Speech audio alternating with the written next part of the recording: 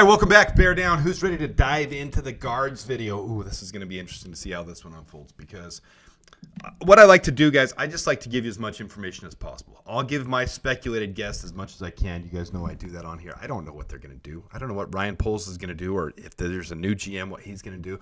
But I can tell you from my analysis what I feel like they should do. And with certain positions like the center position, it's glaringly obvious. Re-sign Coleman Shelton and sign a high center, one of the top 2 or 3 in the draft to compete with him. Best man wins, starts, then we have a quality backup as well. Easy peasy. Defensive line, got to overhaul it. We got to take our first pick in the first round on defensive line. We got to take a second rounder defensive end, or we got to sign Josh Sweat. That's pretty easy. I mean, those are pretty cut and dry what we got to do. The guard position, this gets tough because we have one of the best guards in the league right now in Tevin Jenkins, but he's not healthy. This year he was healthier than last year. He's played 14 games this year. He's barely missed any time this year. He looks like he's on that trend. What's going to happen if we don't sign Tevin Jenkins? He's going to sign somewhere else, and he's going to start all 17 games, and they're going to go to the Super Bowl. That's what's going to happen. I promise you that's what's going to happen. It's just our luck. Then you got Matt Pryor, who should have never been thrust into the starter role. Career backup, played very well in many places he's been, with the Colts, with the Niners. He's played very well.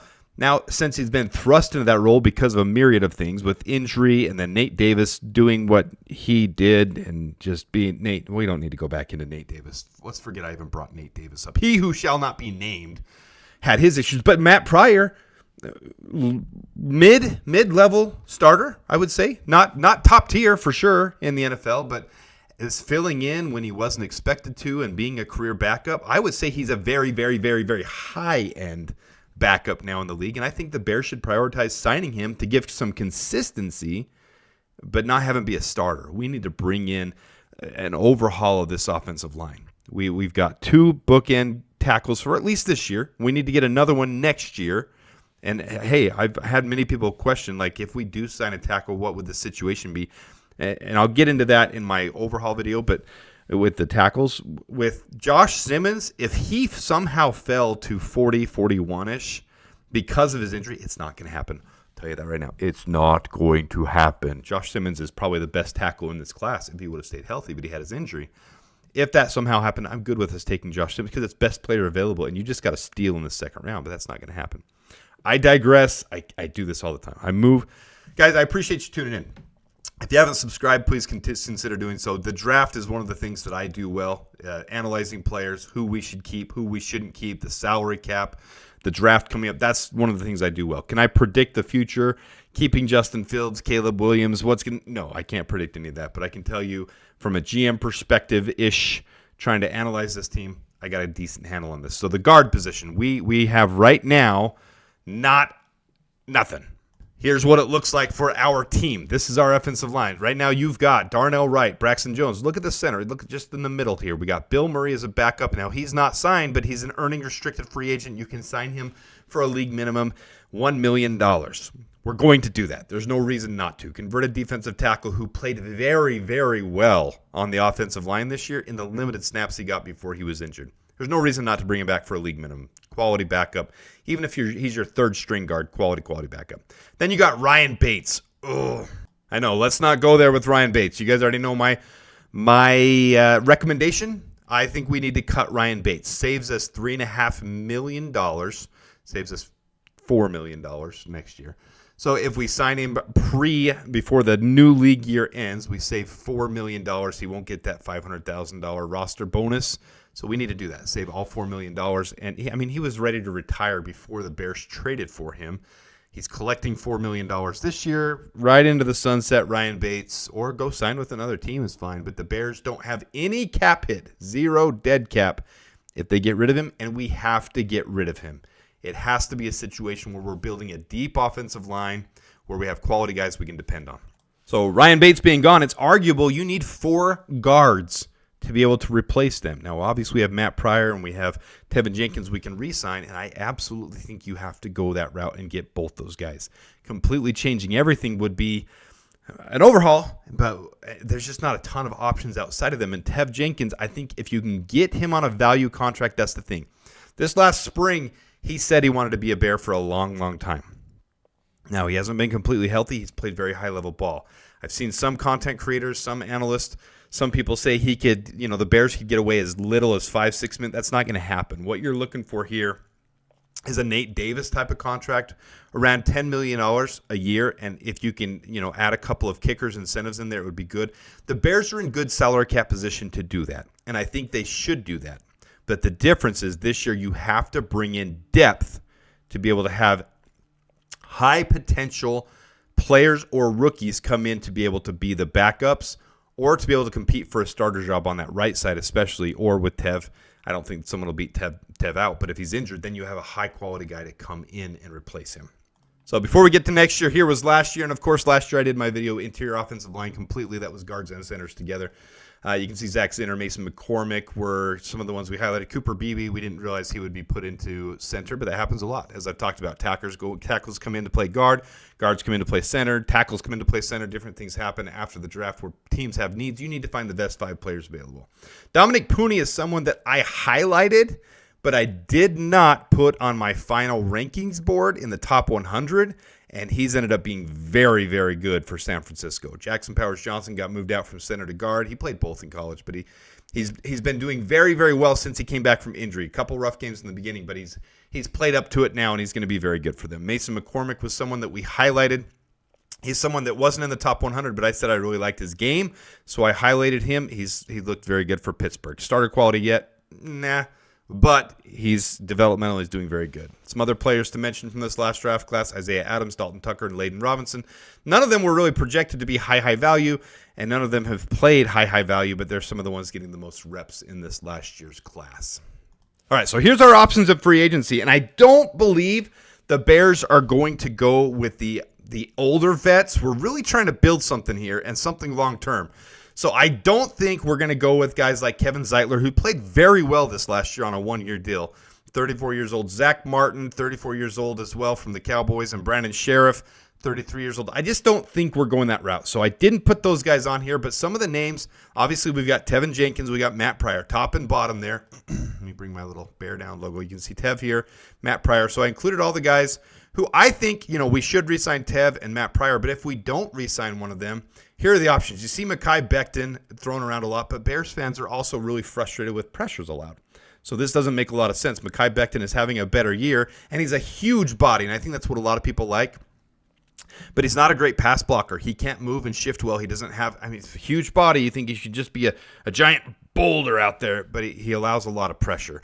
Will Fries is one that I'm really, really interested in from the Colts, because he got injured this year, so it's limited sample, and it's a breakout year for him, but he's not usually this high production, and he's on a rookie deal, so that happens sometimes. These guys develop, and they do very well, but Will Fries, 22, 25 plays between a sack hit or a hurry, between a pressure, overall grades off the chart, but limited sample on his breakout year. Other years have been down by 10 points on each one of these, so is this something sustainable? Who's going to offer him a huge contract, or could we sign him for a $3 or $4 million a year for a couple years to have him prove himself? I don't know. I don't know if that's what's going to happen. We'll have to see how the market gets tested. I don't think Trey Smith will even hit the market. I think the Chiefs will figure out how to make that happen. I think they'll figure out how to re-sign him, restructure some deals and some contracts. He's obviously the top guard in this free agent class to hit the market. He's one of the best, and so they're not going to let him go. He's off the charts. So we're not going to get a shot at him. It's fun to mock it, and it's fun to say we have a shot, but we don't. James Daniels, those who remember James Daniels, obviously started his career with the Bears, went through his rookie contract, did not play extremely well for the Bears, to be honest. He was a sore spot in the line. He wasn't the worst in the league, but he definitely wasn't worth extending. So then he went to Pittsburgh, and he's got increasingly better. And this year is the same thing as Will Fries, a breakout year. Didn't have a penalty this year. Allows a little bit of pressure, but his run blocking is off the chart. But it's a limited sample size, and we've seen that in Chicago already. Are we going to bring him back? We're not going to sign a huge contract for him, I guarantee that. But do we bring him in as a backup?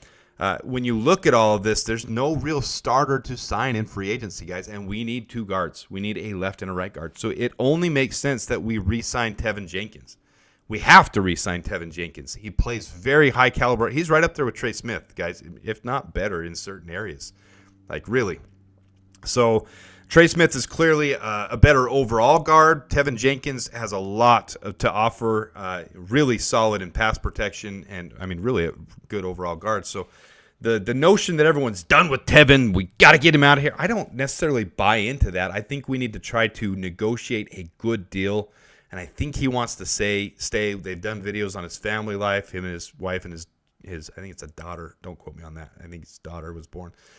And he said he wants to stay in Chicago, so let's see if we can find something team-friendly, around $10 million a year, with some added kickers and incentives if he plays all 17 games, if we make the playoffs, if he's a Pro Bowler, blah, blah, blah. So I'd love to see that, and then to re-sign Matt Pryor, $3 million a year-ish as a really high-end backup. I would love that. And you still need a couple guards through the draft to be able to supplement the team as well. All right, here's this year's guard class, okay? It's going to be interesting. And I did put Will Campbell right here, guys. I know a lot of you guys believe that he's going to be our left tackle for some reason. He played left tackle in college. He's got short arms. Go look at his scouting report, and there's hardly anybody that believes he's going to be a left tackle in the NFL. He's going to be a guard. And to take him 8th overall, now, as I've said, these things on the right here, don't pay attention to these because there's a lot. Tate Ratledge is not going to go 93rd overall. He's going to go maybe at the latest 80, maybe at the latest between 50 and 80, I would say. And maybe even higher than that because he doesn't allow any pressure at all. But he's not the best run blocking guard, which we need as well. But he's not bad either. Obviously, you guys who have been watching the channel, the red is something to be a little concerned over. Doesn't mean it's a red flag, just a little concerned over. Blue means this guy is doing very well in this area. I've been highlighting right behind me here Wyatt Millum. I really like Wyatt Millum from West Virginia, 4-year starter at left tackle. And you see a lot of these guys, that's why I put their college position. A lot of these guys are tackles, but with shorter arms or with reasons where they need to move interior, maybe size. You look at some of these guys at 300 pounds, they're not necessarily going to be able to handle being out there on the outside to be able to handle that bull rush of the edges coming off the edge. So a lot of these guys are going to move in. Some of them might even move into center, like Willie Lampkin, 5'11", 290 pounds, very undersized, but plays a very big game.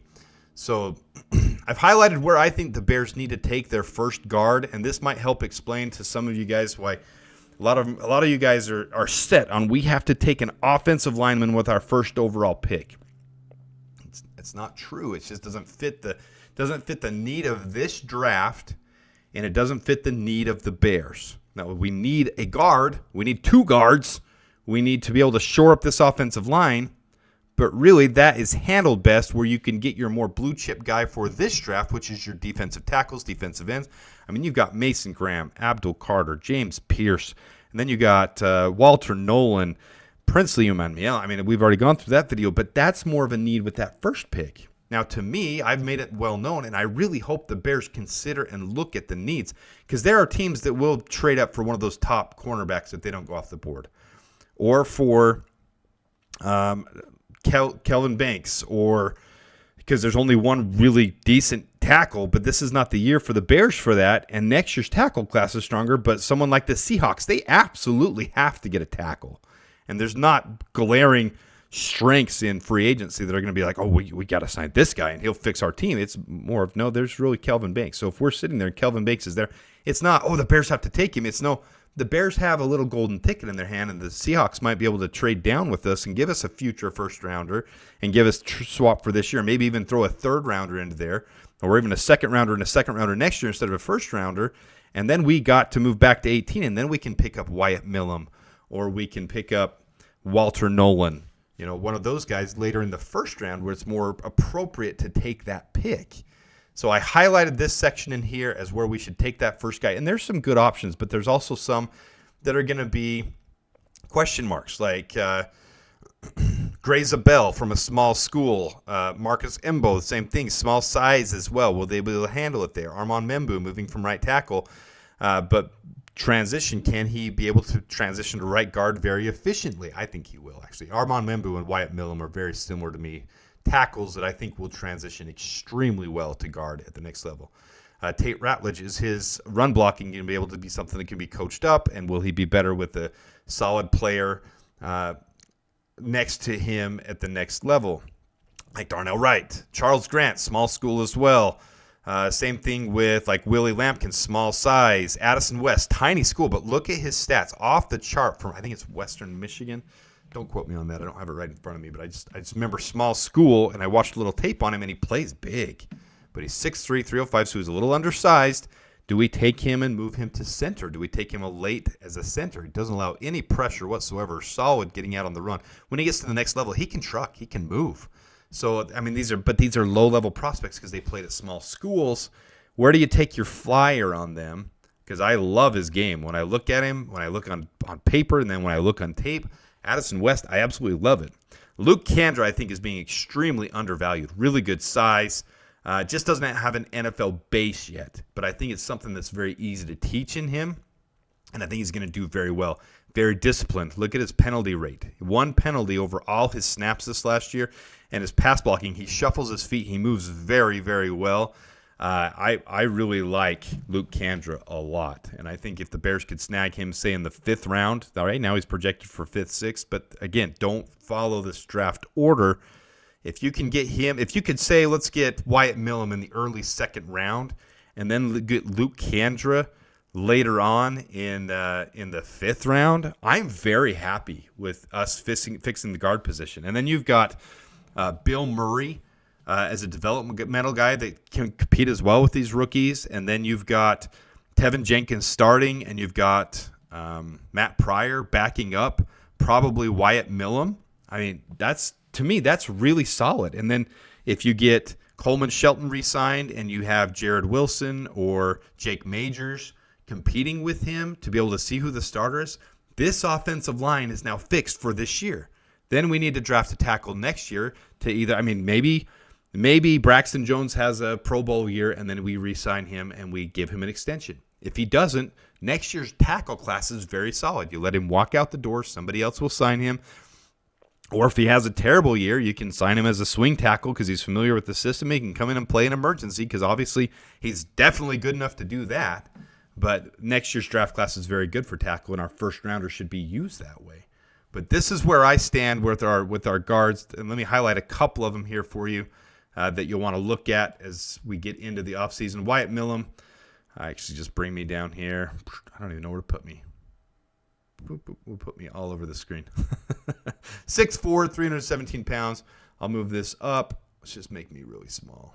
Make me really small, and then you guys can pause this and read it if you want to. This is just a scouting report from NFL Draft Buzz. If you go there, you see it as well. Just very versatile, elite player. I really like him a lot. You see the big breakout year that he had this year, but not bad years before. Look at all those greens. Very good. 0 sacks allowed in the last 3 years, and he's been a 4-year starter. He kind of came into that role in 2021, but he stayed the whole time. Very loyal to his team. I like him a lot. Wyatt Millum is who I would pick, but you might not get him in the early 2nd round. So yeah, you might have to trade down and then take him early or late in the 1st round. All right, next you got Armand Membu, who I said is a lot like him. I'll move this over so you can see it. A little bit shorter, but had a very big year as well. Same thing. He was on Bruce Feldman's freak list. Very solid play. I mean, just a lot of versatility and really, really, really explosive. Really plays really big. Plays good ball. So I really like him as well. And then we'll put Tate Ratledge. He's obviously our kind of the highlight for me on this channel. I've highlighted him a lot. I think he will play very well at the next level. And that game is going to start here really soon. With Georgia, and they're stacked on the offensive line. Is he benefiting from Jared Wilson, from Cedric Von Pron last year? Is he benefiting from the other side of the line too? Are they all just one big cohesive unit and they play better together?